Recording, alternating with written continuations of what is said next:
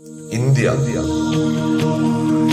വൈവിധ്യങ്ങളുടെ വൈജാത്യങ്ങളുടെ മനോഹരമായ രാജ്യം.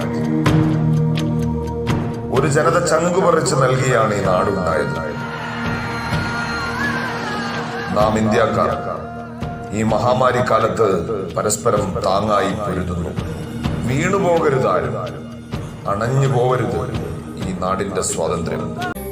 വന്ദേ മാതരം സുജലാം സുഫലാം മലയജ ശീതലാം സസ്യശ്യാമലാം മാതരം വന്ദേ മാതരം ശുഭ്രജ്യോത്സ്നാ പുലകിതയാമിനീ